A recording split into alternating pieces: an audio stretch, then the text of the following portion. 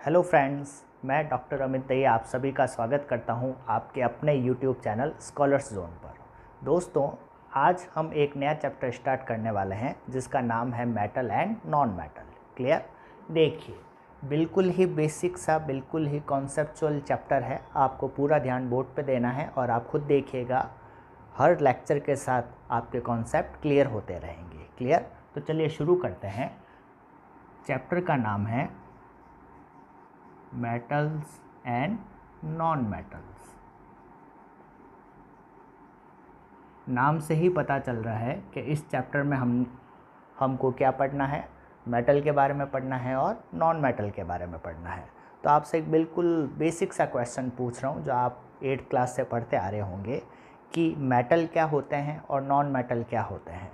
तो जैसे ही मैंने आपसे पूछा कि मेटल क्या होते हैं, आपकी टेप रिकॉर्डिंग स्टार्ट हो गई होगी कि मेटल डक्टाइल होते हैं, सोनोरस होते हैं, मेलेबल होते हैं, है ना। ये सारी चीज़ें आप बताना स्टार्ट कर दिया होगा आपने। लेकिन दोस्तों, ये सारी बातें तो मेटल्स की प्रॉपर्टी हुई। मैंने आपसे प्रॉपर्टी के बारे में पूछा था या डेफिनेशन के बारे में पूछा था। तो जो भी क्वेश्चन पूछा जाए उसका सटीक जवाब देना अब आप सीखें, क्योंकि अब आप 10th क्लास के बच्चे हैं, है ना। तो मैंने आपसे पूछा मेटल्स होते क्या है, उसकी प्रॉपर्टी मैंने नहीं पूछी। ठीक है, ये जो आप बता रहे हैं डक्टाइल, मेलेबल, है ना, high melting point, boiling point, ये सारी तो मेटल्स की प्रॉपर्टी होती है। तो मैंने प्रॉपर्टी नहीं पूछ के मैंने क्या पूछा है, एग्जैक्टली मेटल होते क्या है ना, मेटल की डेफिनेशन पूछी है। क्लियर? तो देखिए, सबसे पहले हम देखते हैं कि मेटल क्या होते हैं और नॉन मेटल क्या होते हैं, एग्जैक्ट इनकी डेफिनेशन क्या है। इनकी प्रॉपर्टी के बारे में अभी हम बात नहीं करेंगे, अभी हम देखेंगे कि एक्चुअली होते क्या है। क्लियर? तो देखिए, सबसे पहले अगर मैं बात करूं मेटल की, तो हमेशा ध्यान रखिए जब भी आपसे कोई पूछे कि मेटल होते क्या है, तो आपको बोलना है वो एलिमेंट जिनमें इलेक्ट्रॉन लूज़ करने की टेंडेंसी पाई जाती है, जिनमें इलेक्ट्रॉन देने की टेंडेंसी ज़्यादा पाई जाती है, वो क्या कहलाते हैं, मेटल्स कहलाते हैं। और इसका उल्टा कर दीजिए, वो एलिमेंट जिनमें इलेक्ट्रॉन लेने की टेंडेंसी ज़्यादा पाई जाती है, इलेक्ट्रॉन गेन करने की टेंडेंसी ज़्यादा होती है, उन्हें हम क्या बोलते हैं, नॉन मेटल बोलते हैं। क्लियर? तो मेटल की डेफिनेशन क्या हुई, those element which has high tendency to lose electron, जिनमें इलेक्ट्रॉन देने की टेंडेंसी बहुत ज़्यादा पाई जाती है, उन एलिमेंट को हम क्या बोलते हैं, मेटल बोलते हैं। ठीक है? और नॉन मेटल की बात करूं तो इसका उल्टा कर दीजिए, नॉन मेटल क्या हो जाएंगे, जिनमें इलेक्ट्रॉन लेने की टेंडेंसी ज़्यादा पाई जाती है, उन्हें हम क्या बोलते हैं, नॉन मेटल बोलते हैं। तो नॉन मेटल में क्या हो जाएगा, high tendency to gain electron. Clear? Simple सा कॉन्सेप्ट है। ठीक है? अब इधर देखिए, ये तो आप समझ गए, जिनमें इलेक्ट्रॉन देने की टेंडेंसी ज़्यादा होगी वो मेटल होंगे। ठीक है? और जिनमें इलेक्ट्रॉन लेने की टेंडेंसी ज़्यादा होगी वो नॉन मेटल होंगे। क्लियर? अब हम देखते हैं कि मेटल को ऐसी क्या ज़रूरत आन पड़ी कि इसको इलेक्ट्रॉन देना पड़ा, और नॉन मेटल को ऐसी क्या ज़रूरत आन पड़ी, ऐसी क्या मजबूरी रही कि इसको इलेक्ट्रॉन लेना पड़ा। ठीक है? इस इलेक्ट्रॉन देने के पीछे, इलेक्ट्रॉन लेने के पीछे बेसिक कॉन्सेप्ट क्या है, हम उसकी बात करेंगे। देखिए, अगर मैं बात करूं क्यों इनमें इलेक्ट्रॉन देने की टेंडेंसी ज़्यादा होती है मेटल्स में। ठीक है? देखिए, तो इसका सिंपल सा कॉन्सेप्ट है, एक रूल आपने सुना होगा जिसे हम बोलते हैं ऑक्टेट रूल। क्या बोलते हैं? Octet rule. ये रीज़न समझने के लिए आपको ऑक्टेट रूल समझना ज़रूरी है। क्या कहता है ऑक्टेट रूल? ऑक्टेट रूल ये कहता है कि वो एलिमेंट जिनके आउटर मोस्ट शेल में 8 इलेक्ट्रॉन अगर हैं तो वो एलिमेंट हाईली स्टेबल होते हैं। तो ऑक्टेट रूल क्या कहता है, वो एलिमेंट या एटम जिनके आउटर मोस्ट शेल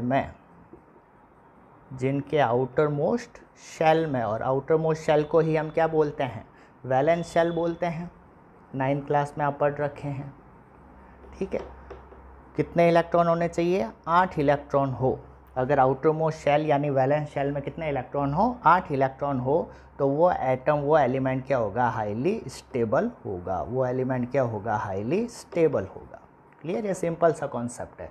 तो ऑक्टेट रूल क्या कहता है कि अगर किसी एटम के आउटर मोस्ट शेल में 8 इलेक्ट्रॉन हो, यानी कि वैलेंस इलेक्ट्रॉन कितने हो, 8 हो, है ना। आउटर मोस्ट शेल में जितने इलेक्ट्रॉन पाए जाते हैं उन्हीं को हम क्या बोलते हैं, वैलेंस इलेक्ट्रॉन बोलते हैं। वैलेंस शेल में पाए जाने वाले इलेक्ट्रॉन क्या कहलाते हैं, वैलेंस इलेक्ट्रॉन कहलाते हैं। तो आउटर मोस्ट शेल में अगर 8 इलेक्ट्रॉन है तो वो एलिमेंट, वो स्पीसीज क्या होगी, हाईली स्टेबल होगी, और हर चीज़ क्या होना चाहती है, स्टेबल होना चाहती है। क्लियर। ऑक्टेट वर्ड किससे रिलेटेड है, 8 से रिलेटेड है। ठीक है, तो ये बेसिक कॉन्सेप्ट आप समझ गए। ठीक है, अगर कोई एटम के आउटर मोस्ट शेल में 8 इलेक्ट्रॉन है तब तो वो स्टेबल है, और अगर 8 इलेक्ट्रॉन नहीं है तो वो कैसा होगा, अनस्टेबल होगा। कोई भी अनस्टेबल चीज़ क्या होना चाहती है, स्टेबल होना चाहती है। फ़कीर क्या होना चाहता है, अमीर होना चाहता है। ठीक है, तो अगर 8 इलेक्ट्रॉन नहीं है आउटर मोस्ट शेल में तो वो एटम क्या चाहेगा, कैसे भी करके उसके आउटर मोस्ट शेल में 8 इलेक्ट्रॉन कंप्लीट करना चाहेगा ताकि वो क्या हो जाए, स्टेबल हो जाए। तो अपने आउटर मोस्ट शेल में 8 इलेक्ट्रॉन करने के लिए वो या तो इलेक्ट्रॉन दे सकता है या फिर इलेक्ट्रॉन ले सकता है। क्लियर, क्यों, ताकि 8 इलेक्ट्रॉन होते ही वो क्या हो जाए, स्टेबल हो जाए, और हर चीज़ स्टेबल होना चाहती है। क्लियर, देखिए कैसे, देखिए एक बार स्क्रीनशॉट ले लें इसका। अब देखिए हम एक एग्जाम्पल से समझते हैं, देखिएगा। सोडियम मेटल है ना, सोडियम क्या है, मेटल है। ठीक है, कितना होता है इसका एटॉमिक नंबर, 11 होता है। क्या आपको इसमें इलेक्ट्रॉन की फिलिंग करनी आती है, बिल्कुल आती होगी। कैसे भरेंगे 11 इलेक्ट्रॉन, 2, 8, 1, यानी के शेल में कितने इलेक्ट्रॉन है, 2 इलेक्ट्रॉन, एल में कितने 8 इलेक्ट्रॉन, और एम शेल में कितना इलेक्ट्रॉन है, 1 इलेक्ट्रॉन है। ठीक है, आउटर मोस्ट शेल कौन सा हुआ, एम शेल हुआ, यानी कि वैलेंस शेल कौन सा हुआ, एम शेल, यानी कि थर्ड शेल हुआ। और इस आउटर मोस्ट शेल में कितने इलेक्ट्रॉन प्रेजेंट है, अभी 1 इलेक्ट्रॉन प्रेजेंट है। तो क्या ये स्टेबल होगा, सोडियम नहीं होगा, क्योंकि स्टेबल होने के लिए इसके पास कितने इलेक्ट्रॉन होने चाहिए, 8 इलेक्ट्रॉन होने चाहिए। तो 8 तो है नहीं, अभी इसके पास कितना इलेक्ट्रॉन है, 1 इलेक्ट्रॉन है। तो 1 इलेक्ट्रॉन होने के कारण ये स्टेबल नहीं है। ठीक है, अब ये सोडियम क्या होना चाहेगा, स्टेबल होना चाहेगा, और स्टेबल ये तभी हो पाएगा जब इसके आउटर मोस्ट शेल में कितने इलेक्ट्रॉन हो, 8 इलेक्ट्रॉन हो। तो स्टेबल होने के लिए सोडियम क्या करेगा, ये अपना 1 इलेक्ट्रॉन निकाल देगा, 1 इलेक्ट्रॉन बाहर निकाल देगा। और अपने को पता है कि जब भी कोई एटम इलेक्ट्रॉन लूज़ करता है तो उसके ऊपर कौन सा चार्ज आ जाता है, पॉजिटिव चार्ज आ जाता है। तो Na क्या करेगा, एक इलेक्ट्रॉन लूज़ करके किस में कन्वर्ट हो जाएगा, Na प्लस में कन्वर्ट हो जाएगा। किस में कन्वर्ट हो जाएगा, Na प्लस में कन्वर्ट हो जाएगा। क्लियर, Na का इलेक्ट्रॉनिक कॉन्फ़िगरेशन तो क्या था, 2, 8, 1 था। अब 1 इलेक्ट्रॉन इसने निकाल दिया बाहर। जैसे 1 इलेक्ट्रॉन बाहर निकाल दिया तो अब इसके पास कितने इलेक्ट्रॉन रहे, पहले तो 11 इलेक्ट्रॉन थे, 1 इलेक्ट्रॉन निकालते इसके पास 10 इलेक्ट्रॉन हो जाएंगे Na प्लस के पास। तो क्या होगा इसका कॉन्फ़िगरेशन, 2, 8, यही होगा। के शेल में कितने इलेक्ट्रॉन हैं, 2, और एल शेल में कितने इलेक्ट्रॉन हैं, 8। ठीक है, तो जैसे ही Na ने 1 इलेक्ट्रॉन निकाला तो 1 इलेक्ट्रॉन निकालते ही ये Na प्लस में कन्वर्ट हो गया। Na का तो outer most shell M shell था जिसमें 1 इलेक्ट्रॉन प्रेजेंट था, लेकिन जैसे इसने ये 1 इलेक्ट्रॉन निकाल दिया Na प्लस में कन्वर्ट हो गया। अब इसका कॉन्फ़िगरेशन क्या हो गया, 2, 8 हो गया, यानी कि के शेल में 2 इलेक्ट्रॉन और एल शेल में 8 इलेक्ट्रॉन। अब इस केस में आउटर मोस्ट शेल कौन सा हो गया, एल शेल हो गया, यानी सेकंड शेल हो गया। और आउटर मोस्ट शेल में अब कितने इलेक्ट्रॉन है, 8 इलेक्ट्रॉन है। जैसे ही 8 इलेक्ट्रॉन हुए ये सोडियम क्या हो गया, स्टेबल हो गया। अभी अपन ने पढ़ा था ना कि ऑक्टेट रूल क्या कहता है कि अगर आउटर मोस्ट शेल में 8 इलेक्ट्रॉन है तो वो चीज़ हाईली क्या हो जाएगी, स्टेबल हो जाएगी। तो Na प्लस में कन्वर्ट क्यों हुआ, स्टेबल होने के लिए। इस सोडियम ने, और सोडियम बेसिकली है क्या, मेटल ही तो है, तो इस मेटल ने इलेक्ट्रॉन क्यों निकाला, स्टेबल होने के लिए। पढ़ा था ना अपन ने, मेटल में इलेक्ट्रॉन देने की टेंडेंसी ज़्यादा होती है। तो स्टेबल होने के लिए, यानी आउटर मोस्ट शेल में 8 इलेक्ट्रॉन करने के लिए इस मेटल में इलेक्ट्रॉन देने की टेंडेंसी होती है। इलेक्ट्रॉन देकर ये मेटल स्टेबल हो जाते हैं कैटायन में कन्वर्ट होने के बाद। क्या ये कॉन्सेप्ट समझ में आया कि नहीं आया, क्लियर। तो आप समझ गए होंगे कि मेटल इलेक्ट्रॉन देते क्यों हैं, क्यों देते हैं, ताकि इलेक्ट्रॉन देने के बाद उनके आउटर मोस्ट शेल में 8 इलेक्ट्रॉन हो जाए, ऑक्टेट कंप्लीट हो जाए। और वो स्पीसीज हाईली स्टेबल हो जाए। तो स्टेबल होने के लिए सारा खेल किसका है? स्टेबिलिटी का है। स्टेबल होने के लिए मेटल में इलेक्ट्रॉन देने की टेंडेंसी ज़्यादा होती है। तो क्यों ज़्यादा होती है इलेक्ट्रॉन देने की टेंडेंसी? To achieve stability. ठीक है, स्टेबिलिटी को गेन करने के लिए या स्टेबल होने के लिए, टू बिकम स्टेबल होने के लिए मेटल में इलेक्ट्रॉन देने की टेंडेंसी ज़्यादा होती है। समझ गए? अब ये तो आप समझ गए कि मेटल में इलेक्ट्रॉन देने की टेंडेंसी होती है और क्यों इलेक्ट्रॉन देते हैं, ताकि वो स्टेबल हो जाए। अब ये केस अपन नॉन मेटल में देखते हैं कि ऐसा क्या होता है कि नॉन मेटल में इलेक्ट्रॉन लेने की टेंडेंसी ज़्यादा होती है। देखिए सेम कॉन्सेप्ट, हम एग्जाम्पल ले लेते हैं क्लोरीन। क्लोरीन क्या होता है? नॉन मेटल होता है। क्लियर? अब देखिए क्लोरीन का एटॉमिक नंबर कितना होता है? 17। कैसे इसका इलेक्ट्रॉन फिलिंग करेंगे? 2,8,7, 8 और 2 10, 10 और 7 17 हो गए। अब देखिए के शेल में कितने इलेक्ट्रॉन है? 2, एल में 8 और एम में 7। आउटर मोस्ट शेल कौन सा हुआ? थर्ड शेल यानी एम शेल हुआ, जिसके अंदर अभी कितने इलेक्ट्रॉन है? 7 इलेक्ट्रॉन। अगर 7 इलेक्ट्रॉन हैं क्लोरीन में, तो क्या ये स्टेबल होगा? नहीं होगा, क्योंकि स्टेबल होने के लिए ऑक्टेट रूल क्या कहता है कि आउटर मोस्ट शेल में 8 इलेक्ट्रॉन चाहिए। अभी तो कितने इलेक्ट्रॉन है? 7 इलेक्ट्रॉन ही है, तो ये स्टेबल नहीं होगा।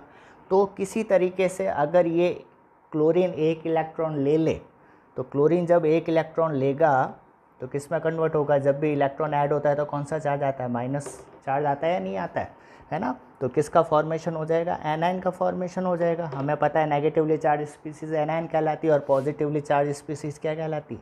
कैटायन कहलाती है, पता है हमें। ठीक है, अब इधर देखिए, तो क्लोरीन का कॉन्फ़िगरेशन पहले कितना था? 2,8,7 था। 2,8,7 यही था। के शेल में 2, एल में 8 और एम में 7 इलेक्ट्रॉन। लेकिन जैसे इसने 1 इलेक्ट्रॉन ऐड किया, तो अब यहाँ 7 की जगह कितने इलेक्ट्रॉन हो जाएंगे? 8 इलेक्ट्रॉन हो जाएंगे। तो कैसे हो जाएगा कॉन्फ़िगरेशन? 2,8,8 है ना, 1 इलेक्ट्रॉन ऐड हुआ ना इसमें, तो 1 इलेक्ट्रॉन ऐड होते ही 7 की जगह कितना हो जाएगा? 8 हो जाएगा। ठीक है, पहले 17 इलेक्ट्रॉन थे, लेकिन अब कितने? 1 इलेक्ट्रॉन ऐड होते ही 18 इलेक्ट्रॉन हो गए। 18 को कैसे भरोगे? 2,8,8 ऐसे ही तो भरा जाएगा। क्लियर? अब देखिए के शेल में 2 इलेक्ट्रॉन, एल में 8 और एम में भी 8। तो आउटर मोस्ट शेल कौन सा हुआ? Cl माइनस के केस में एम शेल यानी थर्ड शेल हुआ। और थर्ड शेल में अब कितने इलेक्ट्रॉन है? 8 इलेक्ट्रॉन। यानी कि आउटर मोस्ट शेल में कितने इलेक्ट्रॉन है? 8 इलेक्ट्रॉन। जैसे ही आउटर मोस्ट शेल में 8 इलेक्ट्रॉन हुए, ये Cl माइनस क्या हो गया? स्टेबल हो गया। ये Cl माइनस क्या हो गया? स्टेबल हो गया। हर चीज़ क्या होना चाहती है? स्टेबल होना चाहती है। क्लियर? तो आपने देखा होगा कि Cl 1 इलेक्ट्रॉन लेकर स्टेबल हो रहा है और Na 1 इलेक्ट्रॉन देकर स्टेबल हो रहा है। सारा खेल किसका है? स्टेबिलिटी का। ये इलेक्ट्रॉन क्यों देते हैं? स्टेबल होने के लिए। और ये इलेक्ट्रॉन लेते क्यों हैं? स्टेबल होने के लिए। सारा खेल किसका है? स्टेबिलिटी का। ठीक है, सोडियम 1 इलेक्ट्रॉन देकर स्टेबल हो रहा है, ये इलेक्ट्रॉन देकर स्टेबल हो रहा है, तो इसलिए इनमें देने की टेंडेंसी ज़्यादा है। और नॉन मेटल में क्या? इलेक्ट्रॉन लेकर स्टेबल हो रहा है, तो नॉन मेटल में इलेक्ट्रॉन लेने की टेंडेंसी ज़्यादा होगी। क्यों? क्योंकि हर चीज़ क्या होना चाहती है? स्टेबल। चाहे मेटल हो चाहे नॉन मेटल हो, सब चीज़ क्या होना चाहती है? स्टेबल होना चाहती है। क्या ये कॉन्सेप्ट समझ में आया कि नहीं आया?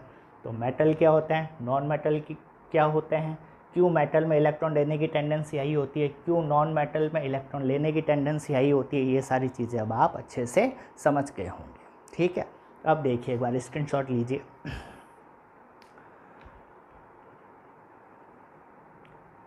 अब देखिएगा, तो यहाँ पे क्या हुआ, Na इलेक्ट्रॉन निकाल कर Na प्लस में कन्वर्ट हो गया, कैटायन में कन्वर्ट हो गया, और Cl इलेक्ट्रॉन लेकर Cl माइनस यानी एनायन में कन्वर्ट हो गया। ठीक है, कैटायन के ऊपर कौन सा चार्ज होता है? पॉजिटिव चार्ज होता है। और एनायन पर कौन सा चार्ज होता है? नेगेटिव चार्ज होता है। और हमें पता है कि अपोजिट चार्ज के बीच में हमेशा क्या होता है? अट्रैक्शन पाया जाता है। अपोजिट चार्ज के बीच में हमेशा अट्रैक्शन। तो यहाँ पे क्या बना? Na प्लस बना। यहाँ क्या बना? Cl माइनस बना। अपोजिट चार्ज है ना, इसके ऊपर प्लस चार्ज है, इसके ऊपर माइनस चार्ज है, तो प्लस माइनस के बीच में हमेशा क्या होता है? अट्रैक्शन। प्लस माइनस के बीच में हमेशा क्या होगा? अट्रैक्शन। ये रहा Na प्लस, ये रहा Cl माइनस, इन दोनों के बीच में क्या पाया जाएगा? अट्रैक्शन। क्लियर? और इसी अट्रैक्शन को यानी दो अपोजिटली चार्ज आयनों के बीच में पाए जाने वाले इलेक्ट्रोस्टैटिक फोर्स ऑफ अट्रैक्शन को बोले तो कैटायन और एनायन के बीच में जो अट्रैक्शन फोर्स होता है इसी को हम क्या बोलते हैं? Ionic bond. इसी को हम क्या बोलते हैं? Ionic bond. क्या ये कॉन्सेप्ट समझ में आया या नहीं? यानी मैं क्या बोलूँगा? मेटल और नॉन मेटल, मेटल और नॉन मेटल। मेटल इलेक्ट्रॉन देकर किस में कन्वर्ट होगा? कैटायन में। नॉन मेटल इलेक्ट्रॉन लेकर किस में कन्वर्ट होगा? एनायन में। और ये कैटायन और एनायन के बीच में जो अट्रैक्शन फोर्स पाया जाता है इसी को हम क्या बोलते हैं? Ionic bond. यानी कि मेटल और नॉन मेटल दोनों मिलकर किसका फॉर्मेशन करते हैं? आयनिक बॉन्ड का फॉर्मेशन करते हैं। क्या ये कॉन्सेप्ट समझ में आया कि नहीं? मेटल और नॉन मेटल आपस में मिलकर, यानी मेटल से तो कैटायन बनेगा और नॉन मेटल से एनायन बनेगा, और फिर उनसे क्या बन जाएगा? Ionic bond. यानी आयनिक बॉन्ड में कौन इन्वॉल्व होते हैं?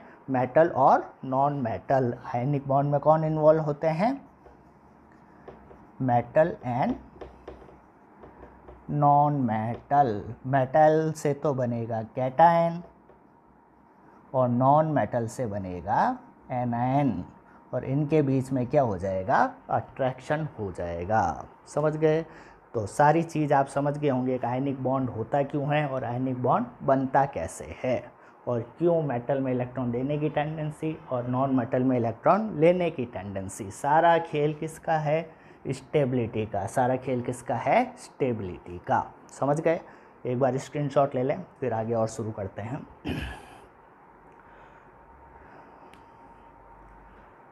अब देखिए, ये कॉन्सेप्ट आप समझ गए हैं कि मेटल में इलेक्ट्रॉन देने की टेंडेंसी ज़्यादा होती है और नॉन मेटल में इलेक्ट्रॉन लेने की टेंडेंसी ज़्यादा होती है। अब मेटल में इलेक्ट्रॉन देने की टेंडेंसी ज़्यादा तो है, पर क्या ये मेटल वास्तव में इलेक्ट्रॉन लूज़ आसानी से कर पाएगा या नहीं कर पाएगा, ये भी तो देखना पड़ेगा। इसके इलेक्ट्रॉन देने की टेंडेंसी ज़्यादा है स्टेबल होने के लिए, तो हम समझ गए। पर वास्तव में क्या ये इलेक्ट्रॉन आसानी से दे पाएगा या नहीं दे पाएगा? नॉन मेटल के पास इलेक्ट्रॉन लेने की टेंडेंसी ज़्यादा तो है, स्टेबल होने के लिए टेंडेंसी तो ज़्यादा है, पर वास्तव में क्या ये आसानी से इलेक्ट्रॉन ले पाएगा या नहीं ले पाएगा? इन चीज़ों पर अब हम चर्चा करते हैं। देखिए इधर, देखिए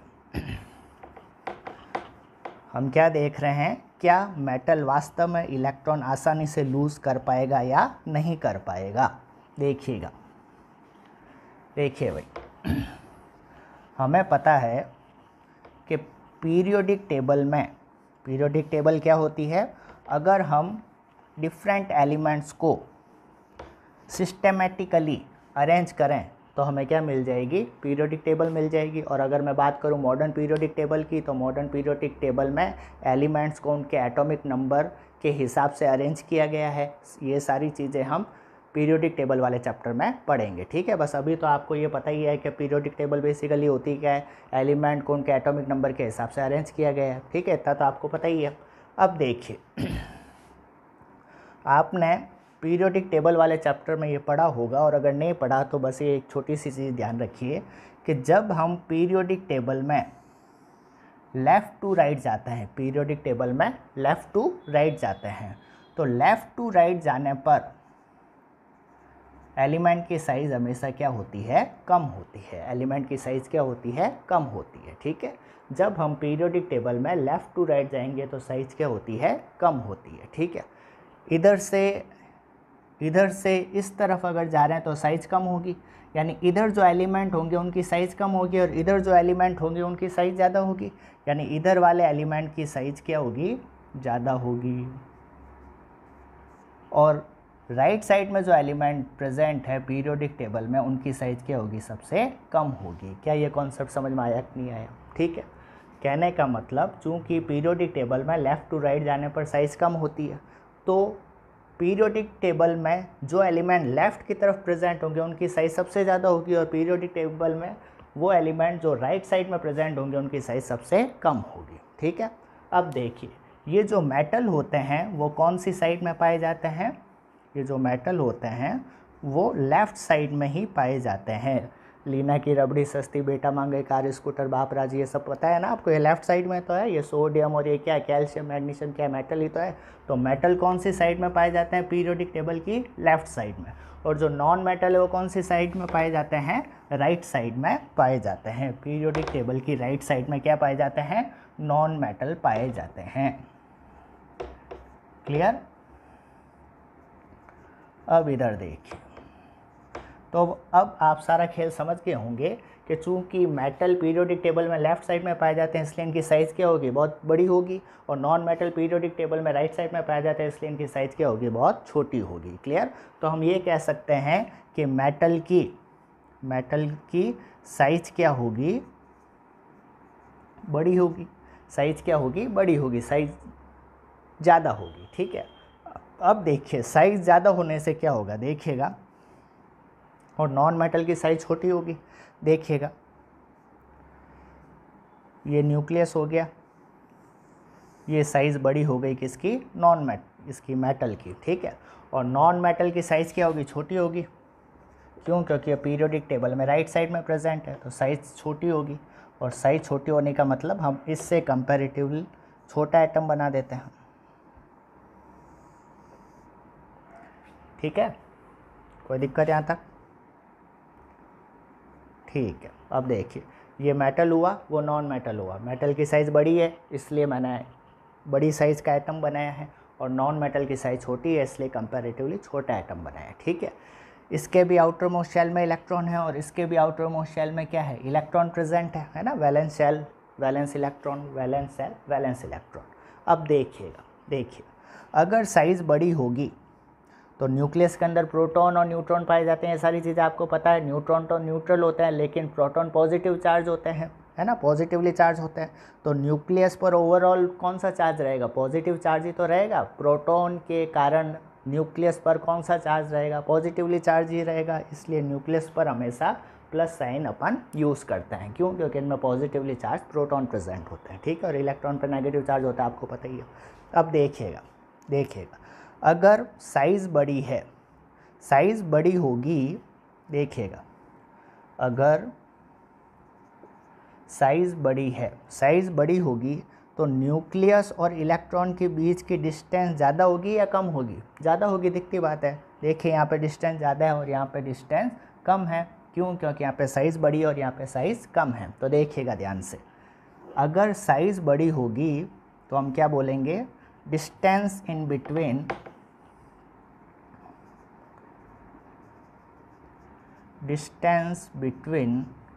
nucleus and outer most electron,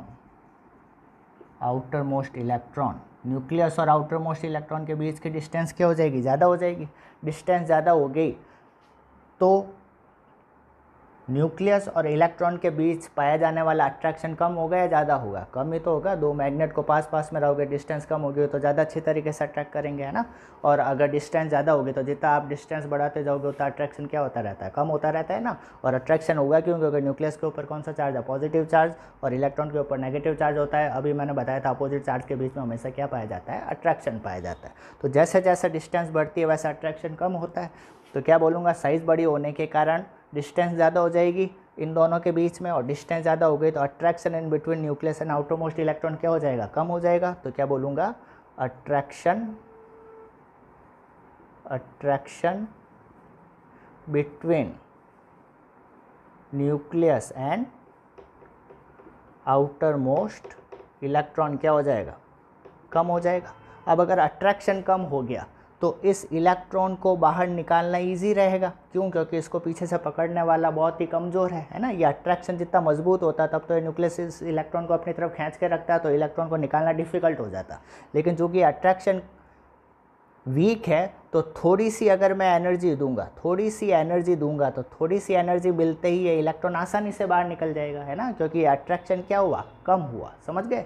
तो हम क्या बोलेंगे, रिमूवल ऑफ इलेक्ट्रॉन कैसा हो जाएगा, रिमूवल ऑफ इलेक्ट्रॉन क्या हो जाएगा, ईजी हो जाएगा।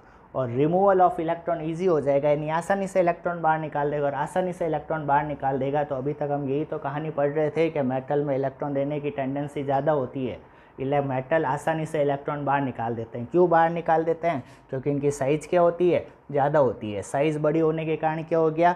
न्यूक्लियस और आउटरमोस्ट इलेक्ट्रॉन के बीच की डिस्टेंस क्या हो जाएगी? ज़्यादा हो जाएगी। डिस्टेंस ज़्यादा हो गया तो न्यूक्लियस और इलेक्ट्रॉन के बीच का अट्रैक्शन क्या हो जाएगा? कम हो जाएगा। जैसे ही अट्रैक्शन कम हुआ तो ये इलेक्ट्रॉन आसानी से बाहर निकाल देगा। इस मेटल को ज़्यादा जोर नहीं आएगा। बहुत थोड़ी सी एनर्जी अगर हम प्रोवाइड करेंगे तो भी आसानी से इलेक्ट्रॉन निकाल देगा। तो अब आप समझ गए होंगे कि मेटल में इलेक्ट्रॉन देने की टेंडेंसी स्टेबिलिटी के कारण ज़्यादा होती है ना। इलेक्ट्रॉन देकर वो स्टेबल होता है, इसलिए उनमें इलेक्ट्रॉन देने की टेंडेंसी ज़्यादा होती है। अब क्या वो आसानी से इलेक्ट्रॉन बाहर निकाल भी पाएंगे? बिल्कुल निकाल पाएंगे। क्यों? क्योंकि उनकी साइज़ क्या होती है? बड़ी होती है। और साइज़ बड़ी होने के कारण न्यूक्लियस का आउटरमोस्ट इलेक्ट्रॉन पर पकड़ बहुत कमज़ोर हो जाती है। इसके कारण ये आसानी से इलेक्ट्रॉन निकाल देते हैं। क्या ये कॉन्सेप्ट समझ में आया या नहीं? Clear?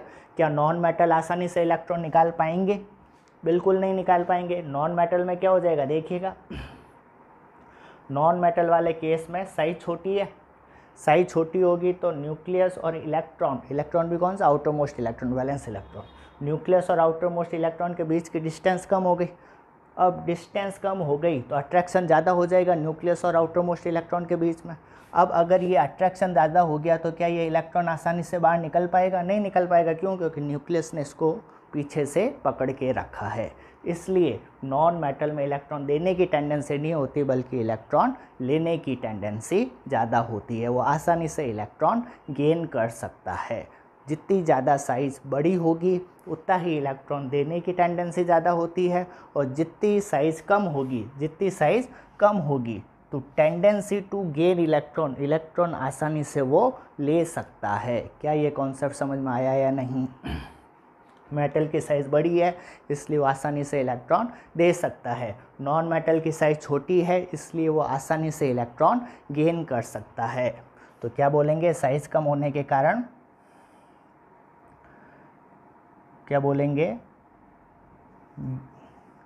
Gain of electron will be easy. ठीक है, नॉन मेटल में साइज़ कम होने के कारण ये आसानी से इलेक्ट्रॉन ले सकता है। क्या ये कॉन्सेप्ट समझ में आया या नहीं? क्लियर? तो हमने क्या देख लिया? हमने ये देख लिया कि मेटल होते क्या हैं, नॉन मेटल क्या होते हैं, है ना। क्या होते हैं एग्जैक्ट डेफिनेशन अब हमें पता है ना। जिनमें इलेक्ट्रॉन देने की टेंडेंसी ज़्यादा होती है वो मेटल होते हैं, जिनमें इलेक्ट्रॉन लेने की टेंडेंसी ज़्यादा होती है वो नॉन मेटल होते हैं। क्लियर? मेटल इलेक्ट्रॉन देकर स्टेबल होते हैं इसलिए उनमें इलेक्ट्रॉन देने की टेंडेंसी ज़्यादा होगी। नॉन मेटल इलेक्ट्रॉन लेकर स्टेबल होते हैं इसलिए उनमें इलेक्ट्रॉन लेने की टेंडेंसी ज़्यादा होगी अकॉर्डिंग टू ऑक्टेट रूल। ठीक है, अब क्या मेटल आसानी से इलेक्ट्रॉन दे पाएंगे? बिल्कुल दे पाएंगे, क्योंकि पीरियोडिक टेबल में लेफ्ट साइड में प्रेजेंट होने के कारण इनकी साइज़ बड़ी होती है, इसलिए आसानी से इलेक्ट्रॉन दे सकते हैं, क्योंकि न्यूक्लियस की आउटरमोस्ट इलेक्ट्रॉन पर पकड़ कमज़ोर होती है। ठीक है, और क्या नॉन मेटल इलेक्ट्रॉन आसानी से ले पाएंगे? बिल्कुल ले पाएंगे, क्योंकि उन पीरियोडिक टेबल में राइट साइड में प्रेजेंट होने के कारण इनकी साइज़ क्या होती है? छोटी होती है। साइज़ छोटी होने के कारण इनमें इलेक्ट्रॉन गेन करना आसानी रहती है। इनमें इलेक्ट्रॉन को गेन करने की टेंडेंसी ज़्यादा होगी। इलेक्ट्रॉन गेन ये आसानी से कर पाएंगे। क्या ये कॉन्सेप्ट समझ में आया या नहीं? तो कहने का मतलब जितनी बड़ी साइज़ ज़्यादा होगी उतना ही मेटेलिक कैरेक्टर यानी इलेक्ट्रॉन देने की टेंडेंसी बढ़ेगी, और जितनी साइज़ छोटी होगी उतने नॉन मेटेलिक कैरेक्टर यानी इलेक्ट्रॉन लेने की टेंडेंसी ज़्यादा होगी। क्या ये कॉन्सेप्ट समझ में आया या नहीं आया? क्या बोलेंगे कि जितनी साइज़ बड़ी होगी उतने ही मेटेलिक कैरेक्टर बढ़ेंगे। ठीक है, मेटेलिक कैरेक्टर का मतलब क्या होगा? इलेक्ट्रॉन देने की टेंडेंसी क्या होगी? बढ़ेगी। ठीक है, मेटेलिक कैरेक्टर का मतलब इलेक्ट्रॉन देने की टेंडेंसी बढ़ेगी। और जितनी साइज छोटी होगी साइज छोटी होगी तो इलेक्ट्रॉन लेने की टेंडेंसी यानी नॉन मेटेलिक कैरेक्टर ज़्यादा होंगे। नॉन मेटेलिक कैरेक्टर क्या हो जाएंगे? ज़्यादा। और नॉन मेटेलिक कैरेक्टर का मतलब इलेक्ट्रॉन लेने की टेंडेंसी क्या हो जाएगी? ज़्यादा हो जाएगी।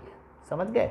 मेटेलिक कैरेक्टर और नॉन मेटेलिक कैरेक्टर एक दूसरे के इन्वर्सली प्रोपोर्शनल होते हैं। तो मैं ये कह सकता हूँ कि साइज़ बढ़ेगी, साइज़ बढ़ेगी तो मेटेलिक कैरेक्टर तो बढ़ेंगे पर नॉन मेटेलिक कैरेक्टर कम हो जाएंगे। उल्टे चलते हैं मेटेलिक कैरेक्टर और नॉन मेटेलिक कैरेक्टर, नाम से ही पता चल रहा है उल्टा चलता है। क्यों? क्योंकि मेटेलिक कैरेक्टर का तो मतलब होता है इलेक्ट्रॉन देने की टेंडेंसी और नॉन मेटेलिक कैरेक्टर का मतलब इलेक्ट्रॉन लेने की टेंडेंसी। तो दिखती बात है मेटेलिक कैरेक्टर और नॉन मेटेलिक कैरेक्टर एक दूसरे के इन्वर्सली प्रोपोर्शनल होंगे। Clear?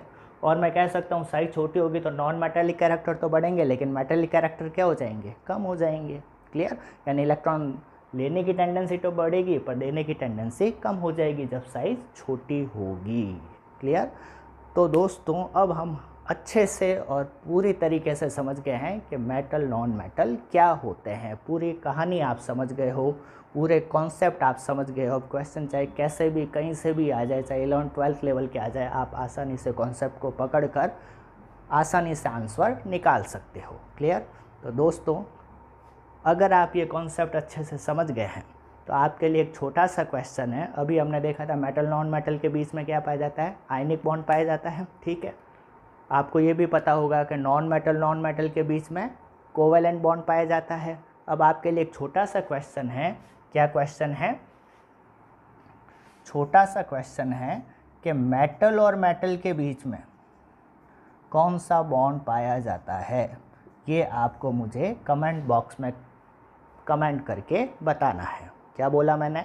Metal plus non metal बराबर ionic bond, non metal plus non metal बराबर कोवेलेंट बॉन्ड। तो अब मुझे ये बताओ मेटल प्लस मेटल बराबर कौन सा बॉन्ड? ये कमेंट बॉक्स में कमेंट करके बताना है। क्लियर? तो दोस्तों आज का ये लेक्चर आपको इंटरेस्टिंग लगा होगा, ऐसी मैं उम्मीद करता हूँ। सारे कॉन्सेप्ट आपके क्लियर हो गए होंगे और अगर आप इसी टाइप के कॉन्सेप्चुअल वीडियो देखना चाहते हैं तो चैनल को लाइक और सब्सक्राइब ज़रूर कीजिएगा और अपने फ्रेंड सर्कल में भी अपने इस चैनल के बारे में बात कीजिएगा ताकि आपके दोस्तों को भी कॉन्सेप्ट क्लियर हो सके।